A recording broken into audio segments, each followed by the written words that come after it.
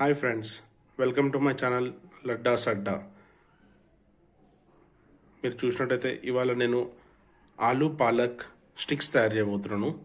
So వీటికి recipes వచ్చేసి మీకు మొత్తం చూపిస్తాను. ఇప్పుడైతే ఉన్న ఇంగ్రీడియంట్స్ మొత్తం కలుపుకోవాలి. ఫస్ట్ ఇవన్నీ చాపింగ్ చేసుకొని మీకు చూపిస్తాను ఎలా ఎలా కలపాలి, ఎలా వేయాలనేది. ఇక్కడ మీరు చూసుకున్నట్టయితే నేను ఆలు ఫస్ట్ మొత్తం ఉడకబెట్టాను, బాయిల్ చేశాను.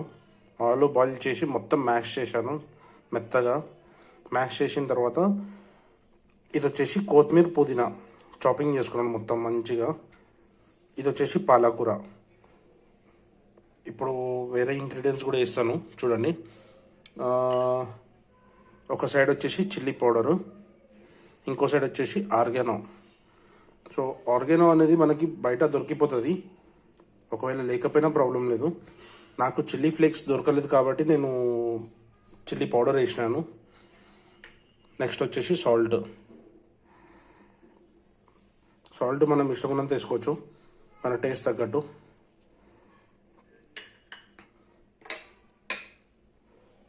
అల్లం వెల్లిపాయ పేస్ట్, అదరక్ లెసన్ పేస్ట్ కొద్దిగానే వేసుకోవాలి. ఇది వచ్చేసి రవ్వ, సూజీ అయినా వేసుకోవచ్చు, ఇడ్లీ రవ్వ అయినా వేసుకోవచ్చు, రెండిట్లు ఏదైనా కూడా వేసుకోవచ్చు.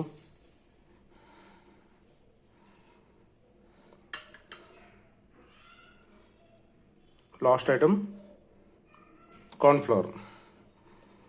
కొంచెం వేసుకోవాలి, ఎక్కువ కూడా మరీ ఎక్కువ వేసుకోవద్దు. ఏంటంటే మనకు డో ఫామ్లో వచ్చేటట్టు వేసుకోవాలి. ఇప్పుడు ఇవన్నీ మిక్స్ చేద్దాం. చూసారు రండి, మిక్స్ చేసిన తర్వాత ఇలా ఉంటుంది. సో ఇక్కడ వచ్చేసి మీరు డో చిన్న చిన్న బాల్స్ లెక్క చేసుకోవచ్చు, లేదా పెద్ద పెద్ద బాల్స్ లెక్క చేసుకోవచ్చు. చపాతీ సైజ్కి చేసుకోండి.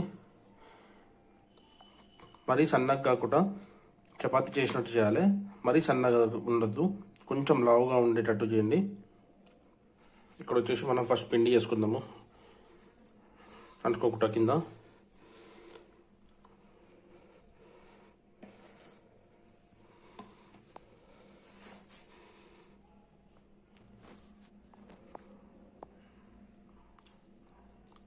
ఇలా ఈ సైజు ఉంటే చాలు,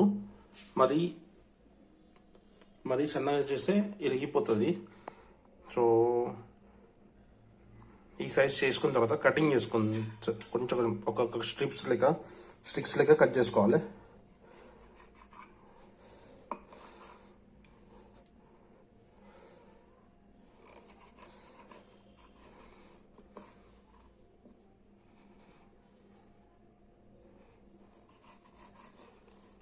ఒకవేళ ఇలా తుక్కుతున్నట్టు అయితే కొంచెం చాకుకి లేదా మీరైతే ఎంతైతే కట్ చేస్తారో దానికి ఆయిల్ పెట్టుకోవచ్చు. కొంచెం ఆయిల్ పెట్టినా మీకు అతుక్కోదు కొంచెము.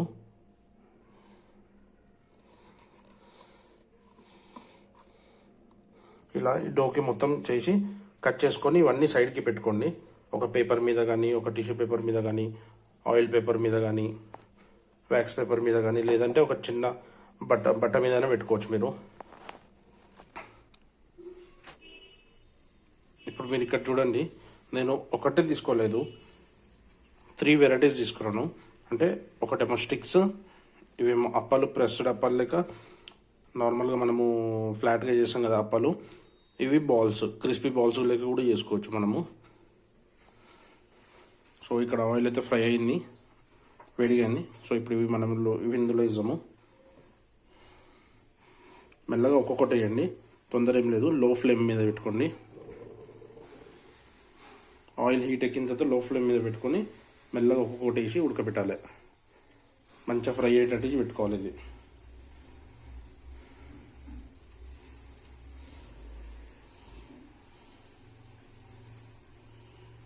ఇలా సపరేట్ ఒక్కొక్కటి దూరం పెడితే మీకు ఈజీగా ఫ్రై అవుతుంది, అతుక్కోదు.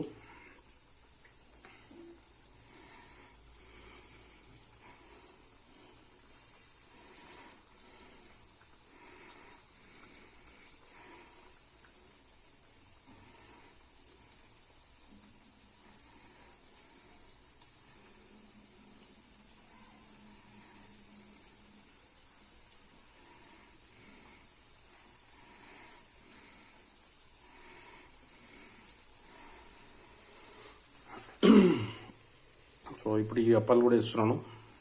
ఇలా చిన్న ఫ్లాట్గా చేసుకొని పెట్టుకోవచ్చు.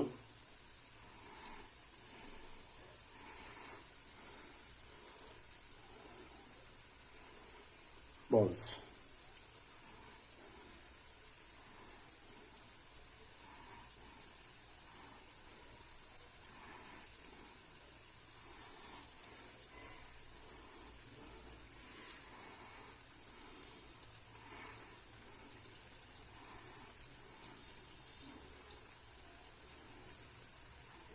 ఇది గోల్డెన్ బ్రౌన్ వచ్చే వరకు మనము ఫ్రై చేసుకోవాలి. ఒక్కసారి మనకు గోల్డెన్ బ్రౌన్ వచ్చేసినాయంటే మనం తీసేయచ్చు.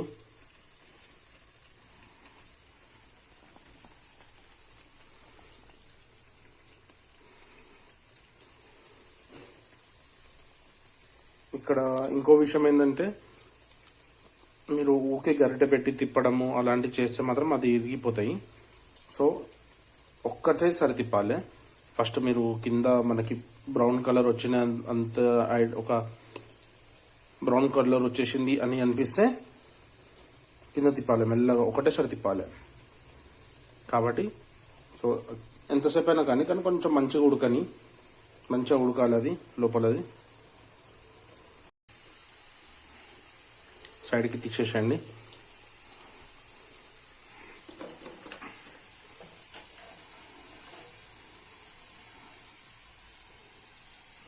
చూడండి ఎంత బాగున్నాయో.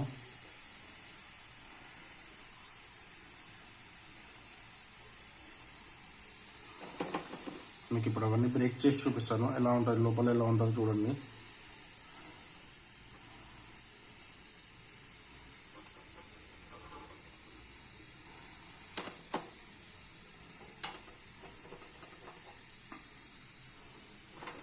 సో ఫస్ట్ వచ్చేసి స్టిక్స్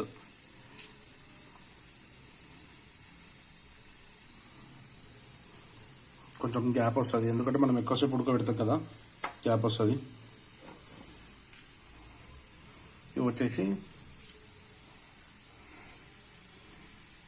చిన్న వడల టైపే ఉన్నాయి.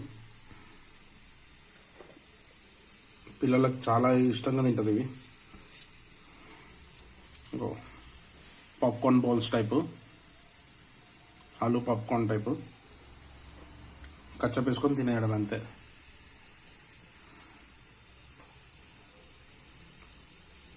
మీకు ఈ రెసిపీ ఇంకా నచ్చినట్టయితే ప్లీజ్ కమెంట్ చేయండి నాకు. మీకు ఇంకా మరిన్ని రెసిపీస్ పెడతాను. Thank you for watching Ladda Sadda. Please subscribe.